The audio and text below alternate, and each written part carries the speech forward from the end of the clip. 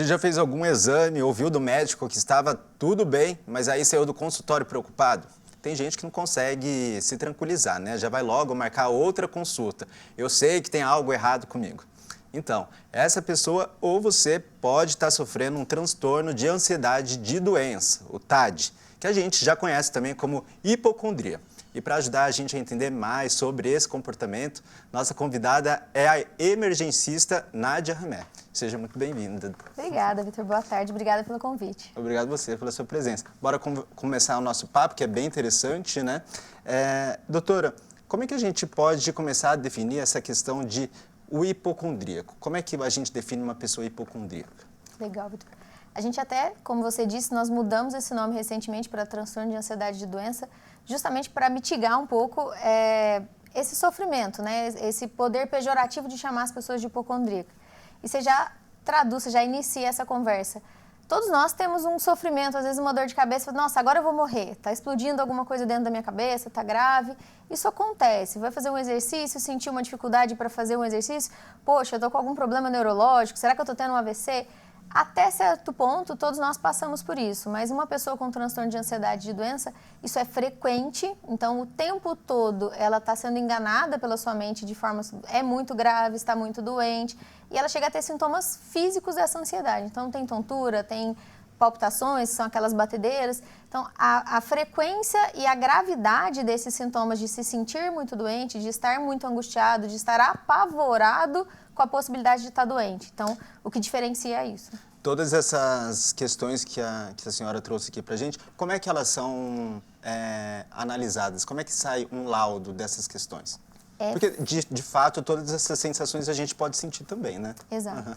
É fundamental que quando a pessoa se sente de fato incomodada, se tem alguma coisa errada comigo, ou que as pessoas próximas, conhecidos, familiares, né, os parceiros compreendam ou comecem a perceber um comportamento que não parece tão comum, um comportamento mais exagerado. O fulano está sempre se sentindo doente, ou o fulano está sempre no médico, o fulano sempre está com algum problema, que procura uma ajuda especializada. Todos os diagnósticos psiquiátricos são sensíveis de serem realizados, eles dependem de uma avaliação psíquica, que é algo subjetivo. Então, não existe um exame que vai dizer, eu fiz esse exame, vou ter o laudo de transtorno de ansiedade, seja de doença ou qualquer outro transtorno de ansiedade. Esse transtorno ele pode surgir em qualquer momento da vida ou existe algum gatilho específico que dispara? Como a maioria das doenças psiquiátricas e todas elas podem surgir e nós nunca identificarmos um gatilho, então, poxa, nunca teve um trauma, nunca teve uma doença grave que o fez ficar com medo de ficar doente, não teve uma internação prolongada.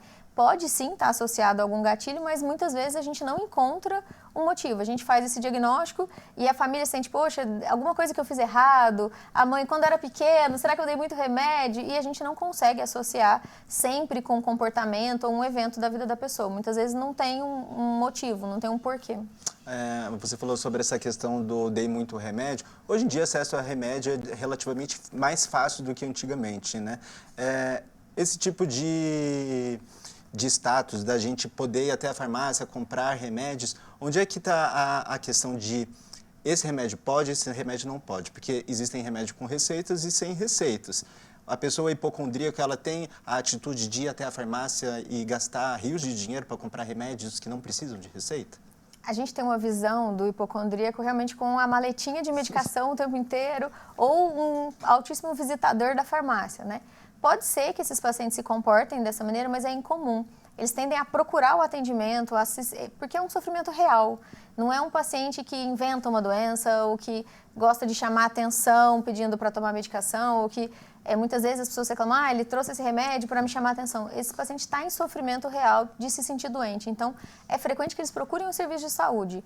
Muito na emergência, então é uma realidade frequente para mim. Os pacientes chegam com crises de ansiedade que geram sintomas, com dor no peito, com tontura, com dormências. Então, são pacientes que nos confundem muitas vezes por um sofrimento. Ele acredita que aquilo é real, ele está com medo de morrer de infarto e às vezes tem sintomas físicos de fato. Mas às vezes cria-se um hábito, né? O ser humano é pautado em hábitos, então eles se habituam a tomar muitas medicações. São pessoas que, se eu morrer de infarto, eu tenho um AS na carteira. Se eu tiver um AVC, então eles têm realmente uma gama maior, um acesso maior, mas com o medo de que aconteça alguma coisa, não simples e puramente por tomar mais medicações. Lançou um remédio novo, eu vou lá tomar. É diferente do que a população pensa de maneira ordinária. É possível ter alguma atitude preventiva? o diagnóstico de transtorno de ansiedade, nós somos talvez um dos países com mais diagnósticos de transtorno de ansiedade do mundo, Vitor. Então, alguma coisa num contexto geral a gente tem que fazer. Fazer exercício físico, trabalhar a higiene do sono. Não existe um tratamento preventivo, não vamos virar hipocondríacos na idade adulta, né? Não vou tratar essa criança ou vou conversar sobre isso. É muito mais sobre o tratamento global, integral, para não desenvolvermos transtorno de ansiedade. Quase 9% da população brasileira é ansiosa. E é um número assustador. Os hipocondríacos, né, os pacientes portadores de transtorno de ansiedade e de doença entram nesse número. Então, como que a gente trabalha isso? Promovendo atividade ao ar livre, especialmente para crianças, né, para que a gente cuide da saúde mental das crianças, mas o mais preventivo é trabalhar com criança.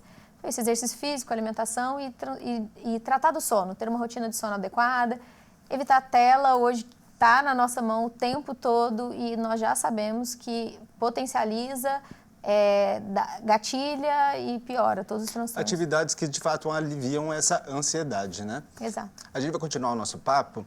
Ó, tem gente que não sai de casa sem carregar aquele remedinho, como a gente estava falando aqui do AS, né?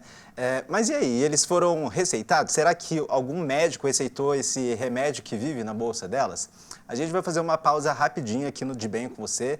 Na volta, a nossa equipe vai para as suas ouvidos o que as pessoas pensam sobre isso. Tá bom? Já, 30 segundinhos, pode marcar.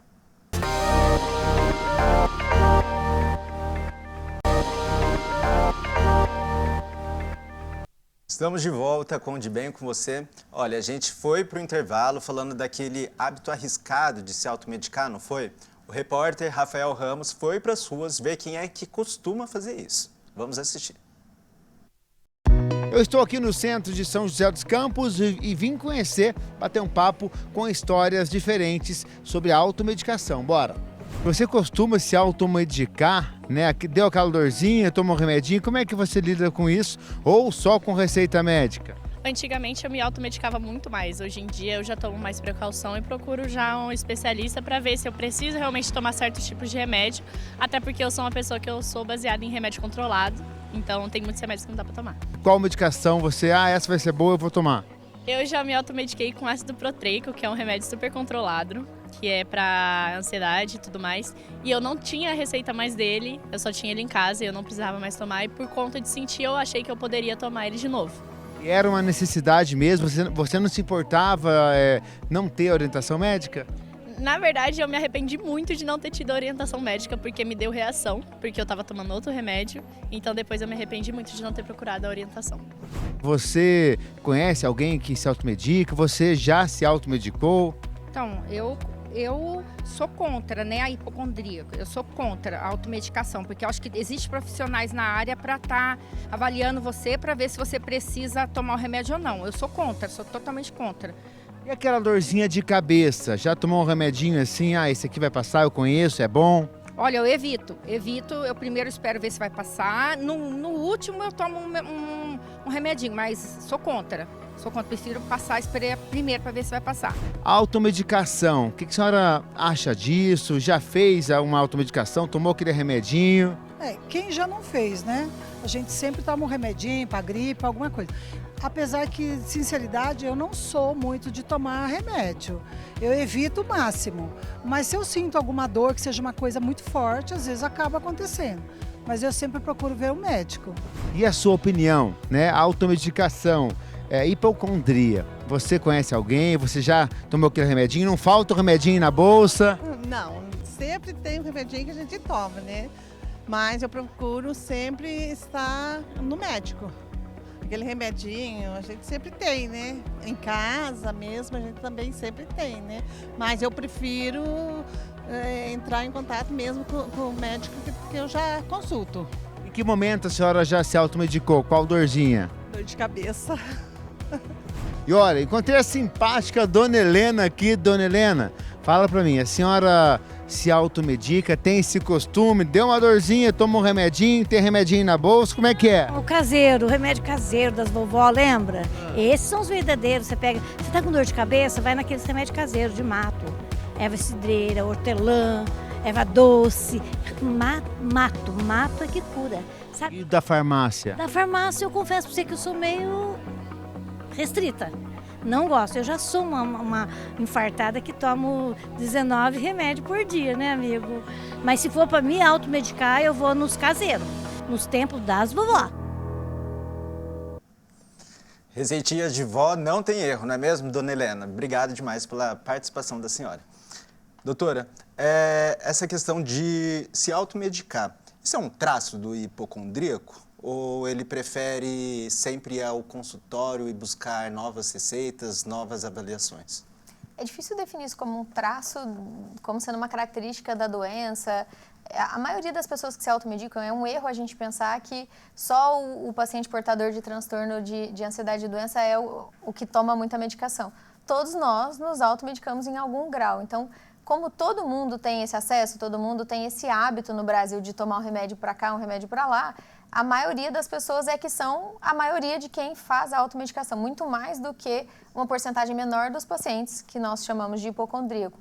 Eles podem sim procurar serviço para serem atendidos ou se habituarem a tomar sempre um remédio, mas o mais frequente é que eles procurem atendimento justamente por aquilo que nós conversamos. Eles acreditam estar doentes, eles estão em sofrimento. A gente viu que a Heloísa tomava um remédio e, de repente, ela entendeu que ela podia tomar esse remédio novamente, mas ela estava utilizando mais um outro remédio e não deu bom, como ela disse, né?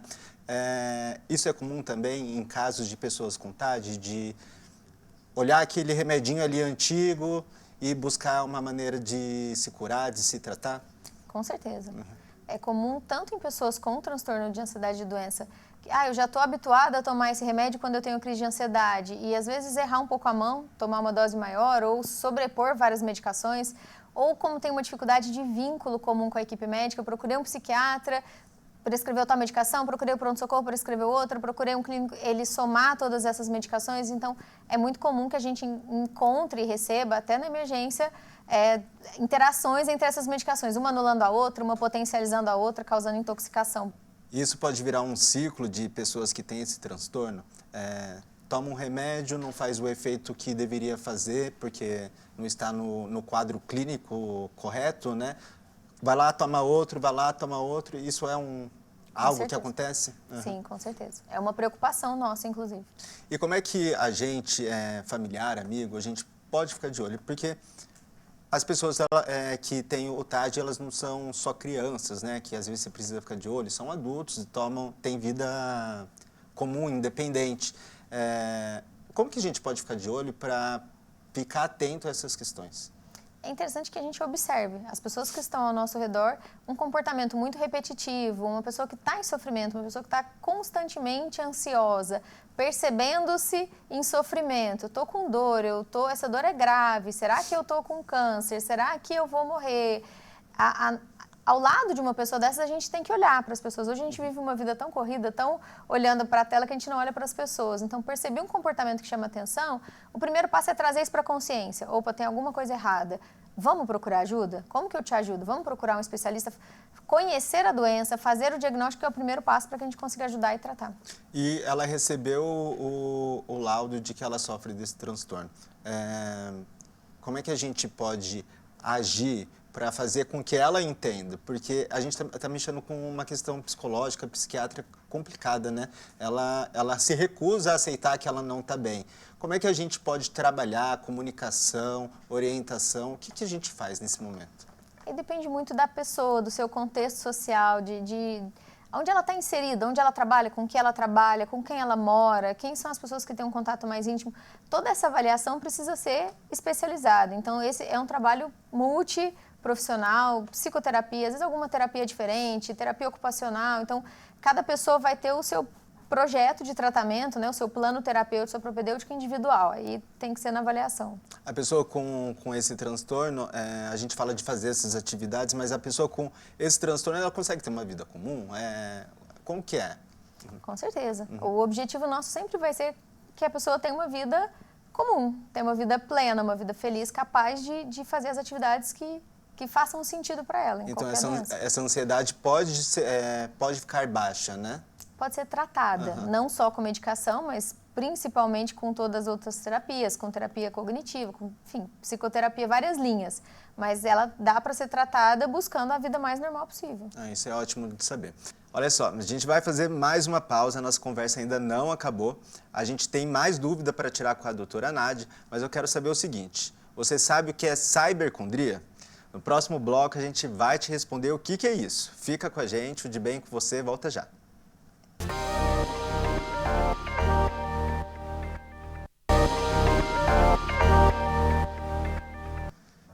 De volta para o nosso último bloco do De Bem com você, hoje falando do transtorno de ansiedade de doença, o TAD, também conhecido por nós como hipocondria. Antes da gente continuar o nosso bate-papo aqui no estúdio, a gente ouviu um especialista para falar mais sobre esse transtorno. A hipocondria é uma patologia da qual as pessoas elas têm uma certa ansiedade, da qual elas ficam hiperventiladas ou hipersensíveis a doenças em geral. Então, ela acredita que tem algum tipo de doença, ela acredita que tem algum tipo de mazela em exagero. Então, uma respiração mais ofegante, ela está doente, uma coceira já é um sinal de algo, e nessa busca por entendimento e por cura, elas buscam, muitas vezes, a medicação em excesso, ou às vezes não só a medicação em excesso, substâncias em excesso e afins. Da palavra hipo, né, mais, né, bastante exacerbada nessa questão de doenças, né, é uma pessoa que fica extremamente sensível e um sensível mais adoecido sobre doenças. O cyber vem justamente do mundo cibernético, né, onde a pesquisa e a facilitação nesse sentido, nesse acesso às informações estão no mundo cibernético, no mundo da internet. Então é muito mais simples eu ter acesso a essa informação, e por ter acesso a essa informação, eu consigo abusar dela. Então, e as inteligências artificiais também entram nisso para que eu consiga ter essa informação muito rapidamente. Se eu estou com um tipo de dor de cabeça, eu não mais investigo médico, ou eu não investigo uma pessoa especializada na saúde, eu investigo a internet, eu investigo o Google, eu investigo as inteligências. Então, a resposta é muito mais rápida, a agilidade é muito mais rápida, e eu acho que a ansiedade também é mais rápida. Só agora em dia, com a internet, com mercados e afins do mundo cyber, é muito mais simples você conseguir qualquer tipo de medicação, né?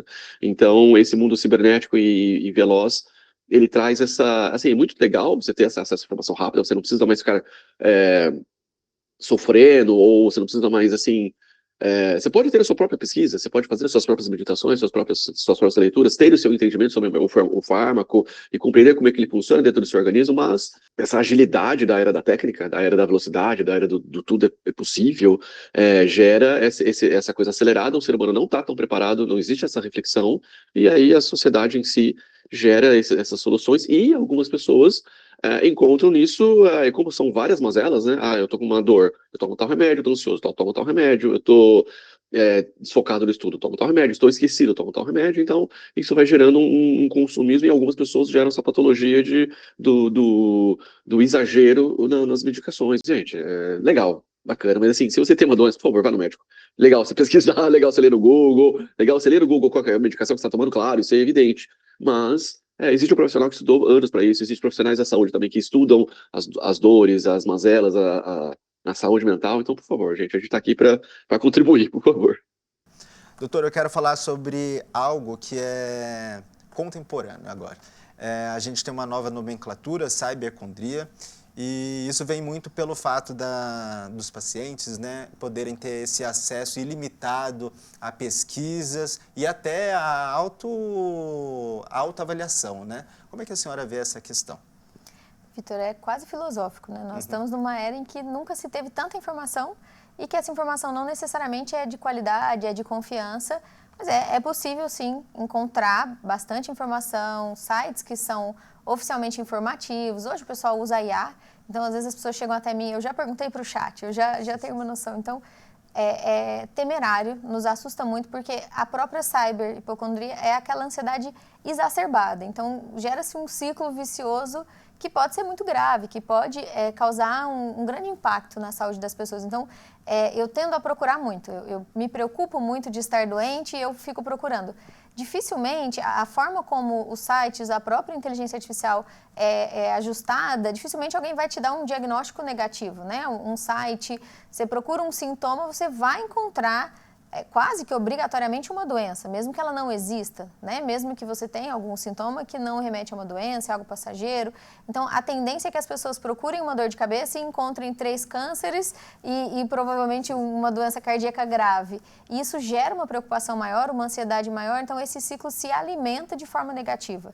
Eu entendo que é interessante que a gente pesquise, nós médicos temos que utilizar a quantidade de informação acessível o tempo todo. Eu venho de uma época que nós dávamos livros e hoje a gente tem acessível a informação de qualidade o tempo todo. Então, de novo, saber usar. É positivo, é importante, mas as pessoas precisam ainda procurar, porque dentro, por exemplo, da cyber-hipocondria, isso vai gerar, dentro desse ciclo, uma aversão ao profissional.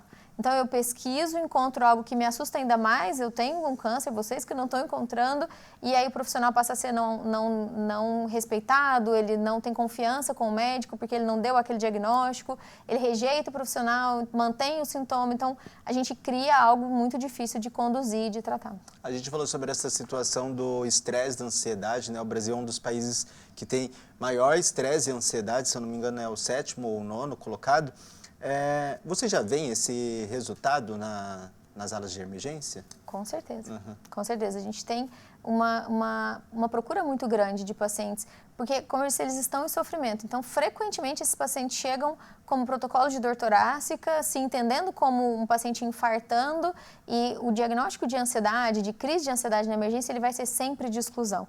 Então, são pacientes em que muitas vezes a gente reforça esse comportamento, porque eu preciso ter certeza que ele não está infartando antes de dizer que ele está passando por uma crise de ansiedade, né? Então, eu preciso descartar causas orgânicas, que a gente chama, que é o infarto propriamente dito, e não o nosso corpo gerando esse sintoma, né? A minha mente gerando a dor no peito. Então, eles procuram frequentemente com crise de ansiedade, cada vez mais, como você disse, estamos vencendo o ranking aí. A gente falou sobre essa questão de consumo exacerbado de remédios. A intoxicação, ela existe nesses quadros? É comum? Sim, com certeza. Muitas vezes os pacientes tomam as medicações com a intenção de realmente se intoxicarem, de terminarem a própria vida, ou eles tomam as medicações para tratar um sintoma sem ter o conhecimento de que, como aquela senhorinha fofíssima disse, eu já tomo 16, 19 medicações, elas têm interação entre si. Então, qualquer medicação nova que vai ser inserida, seja para um sintoma, para dor de cabeça, então que ótimo que ela está no chazinho, porque todas elas podem interagir, aumentando o potencial de uma ou reduzindo de outra e deixando de tratar. Então, talvez ela possa piorar o seu quadro cardiológico que ela disse que tem, porque tomou uma medicação e ela fez com que outra perdesse o seu efeito de forma adequada.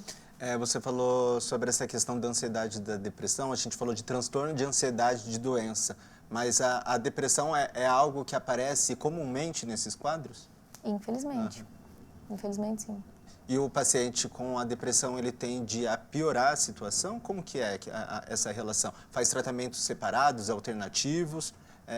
Como é que a gente trabalha com isso? É difícil falar de forma geral, porque, como eu te disse, depende de cada paciente, né? De o que predomina nesse paciente, de que forma que o ambiente que ele está inserido está perpetuando esse transtorno ou está ajudando de alguma forma, as pessoas com quem ele convive. Então, essa avaliação é muito delicada, criteriosa, não dá para ser na internet, não dá para ser numa conversa, realmente precisa ser algo bem feito por um profissional especialista.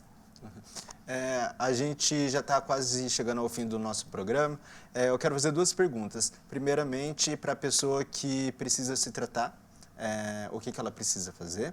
E, segundamente, você já pode emendar para quem se reconheceu nesse assunto que a gente discutiu aqui, o que ela deve buscar, quem ela deve buscar?